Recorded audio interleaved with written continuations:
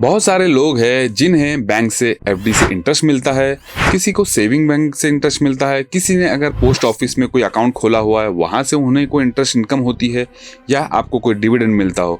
तो उसके ऊपर होता ये है कि वो जो है आपके इनकम के ऊपर टीडीएस डिडक्ट कर लेते हैं। तो बहुत सारे लोग चाहते हैं कि हमारी इनकम टैक्सेबल लिमिट के बिलो है, तो हमें उसके ऊपर कोई भी टीडीएस नहीं लगना चाहिए। तो उसके लिए क्या करते थे, पहले जो है फॉर्म 15G और 15H होते थे, जो है वो बैंक या कंसर्न डिपार्टमेंट में सबमिट कर देते थे, जिसकी वजह से उनकी जो इनकम होती थी उसके ऊपर कोई भी टीडीएस डिडक्ट नहीं होता था। तो अब गवर्नमेंट ने क्या किया है, जो न्यू इनकम टैक्स एक्ट 2025 आया है उसमें इस फॉर्म्स को चेंज कर दिया गया है। पहले 2 फॉर्म होते थे 15G और 15H, अब उसे रिप्लेस करके सिर्फ एक फॉर्म में कन्वर्ट कर दिया गया है, जिसका नंबर है फॉर्म 121। तो फ्रेंड्स, आपको बता दूं कि आज की वीडियो में हम देखने वाले हैं कि इस फॉर्म 121 को कैसे भरा जाए। तो चलिए बिना टाइम वेस्ट किए हम बढ़ते हैं स्क्रीन की तरफ। बट उससे पहले एक आपके लिए अपील, अगर आप मेरे चैनल के ऊपर नए हो तो चैनल को सब्सक्राइब जरूर कर दीजिए, क्योंकि आपका एक सब्सक्राइब मुझे मोटिवेट करता है और नए वीडियोस बनाने के लिए। चलिए शुरू करते हैं। देखिए, ये जो फॉर्म है ना, फॉर्म इसका नंबर है फॉर्म नंबर 121, जो कि आता है रूल 211 के अंडर में, और जो सेक्शन है इनकम टैक्स का वो है 393 sub clause 6।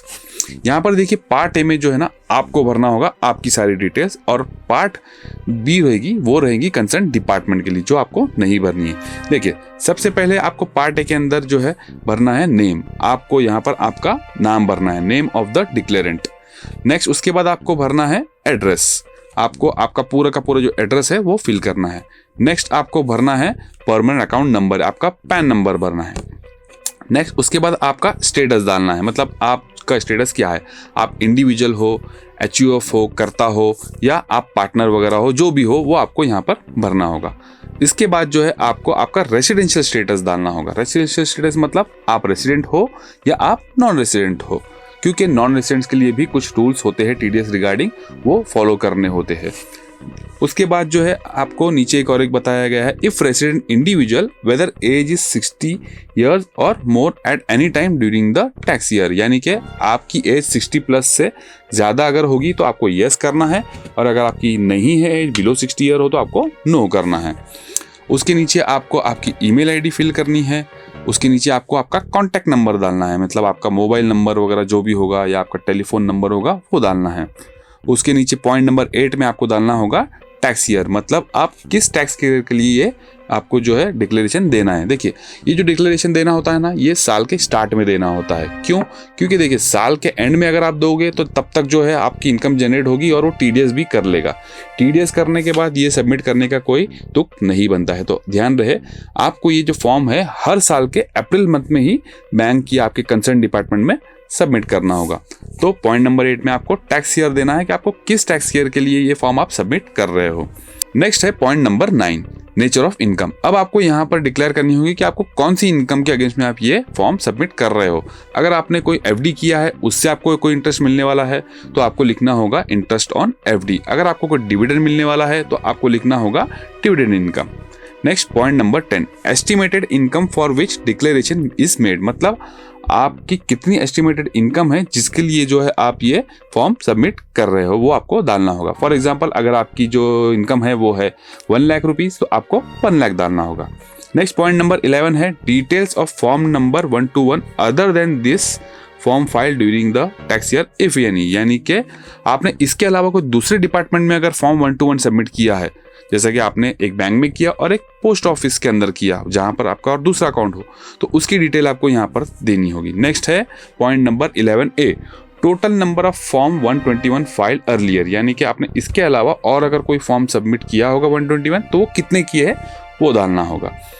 Point number 11B है aggregate amount of income for which form number 121 were filed, मतलब अब यहाँ पर आपको टोटल देना होगा, मतलब आपने उस डिपार्टमेंट और इस डिपार्टमेंट की टोटल इनकम आपकी कितनी हुई है वो आपको यहाँ पर फिल करनी होगी। फॉर एग्जांपल, आपने बैंक में दिया है 1 लाख के लिए और पोस्ट ऑफिस में दिया है आपने 1 लाख के लिए, तो आपको यहाँ पर 2 लाख डालना होगा। Next point number 12, aggregate amount of income for which declaration is made during the tax year, यानी कि आपको यहाँ पर जो है पॉइंट नंबर 10 और पॉइंट नंबर 11B का टोटल डालना होगा। ठीक है। नेक्स्ट जो है 13, point number 13, estimated total income of the tax year including the income mention in column number 12। यानी कि अब आपको यहाँ पर आपकी टोटल इनकम बतानी है, मतलब आपने जिसके अगेंस्ट में फॉर्म 121 डाला है वो, प्लस जो है आपको अगर कोई और इनकम है जिसके लिए आपने ये फॉर्म सबमिट नहीं किया है तो वो इनकम भी ऐड करके आपको पॉइंट नंबर 13 में डालना होगा। नेक्स्ट आपका है पॉइंट नंबर 14। देखिए आपको बता देता हूँ पहले, 13 नंबर का जो आपका लिमिट होना चाहिए इनकम का वो बिलो टैक्सेबल होना चाहिए, जो कि है 4 लाख रुपीज़, क्योंकि 4 लाख के ऊपर जो है आपको टैक्स लगता है बट उसके लिए आपको रिबेट मिलता है जिसकी वजह से आपको टैक्स नहीं भरना पड़ता है, बट टैक्स कैलकुलेट तो होता है। तो ध्यान रहे आपकी इनकम अगर 4 लाख है तभी आप ये फॉर्म सबमिट कर सकते हो, फॉर्म नंबर 121। मतलब आपकी ओवरऑल इनकम 4 लाख के नीचे होना चाहिए, 4 लाख तक होना चाहिए। उससे ऊपर अगर आपकी टोटल इनकम जाती है तो ये फॉर्म आप नहीं भर सकते हो। Next point number 14, details of ITR filed for the previous 2 tax years. अब आपको यहाँ पर डिटेल डालनी होंगी कि भाई आपने पिछले 2 साल में जो है आपकी जो रिटर्न फाइल की होंगी उसका टैक्स ईयर, एक्नॉलेजमेंट नंबर और आपने कौन सी इनकम शो किया था वो डिटेल देना होगा। उसके नीचे आ जाएगा फाइनल पार्ट डिक्लेरेशन का। अब यहाँ पर आपको लिखना होगा आपका नाम, आय के आगे आपका नाम लिखना है, हैविंग पैन अकाउंट नंबर आपको पैन नंबर लिखना होगा, और जो है नीचे जाने के बाद जो है आपको आपकी साइन करनी होगी जहाँ पर लिखा है सिग्नेचर ऑफ द डिक्लेरेंट। आपको यहाँ पर आपकी साइन करनी पड़ेगी, वहाँ पर आपको आपका नाम लिखना पड़ेगा, आप कौन से शहर में रहते हो वो प्लेस लिखना है, और आपने किस डेट को ये आप फॉर्म फिल कर रहे हो वो डेट लिखनी है। तो इस तरीके से आपको पूरा का पूरा पार्ट ए भरना है जहाँ पर आपकी पूरी की पूरी डिटेल होंगी, आपकी इनकम की डिटेल, आपका नाम, एड्रेस, पैन नंबर वगैरह वगैरह सारी चीज़ें। ठीक है, ये सब भरने के बाद में नेक्स्ट जो होता है वो है पार्ट बी। अब ये जो पार्ट बी है ना, ये पार्ट बी कौन भरेगा? Details of the person responsible for paying income. मतलब आपको कौन इनकम भर रहा है वो डिटेल देनी होगी यहाँ पर, यानी कि वो बैंक वाले, वो पोस्ट ऑफिस वाले, या जो भी आपको डिविडेंड दे रहे हैं वो लोग, आपको यहाँ पर उनकी इनकम भरनी होगी।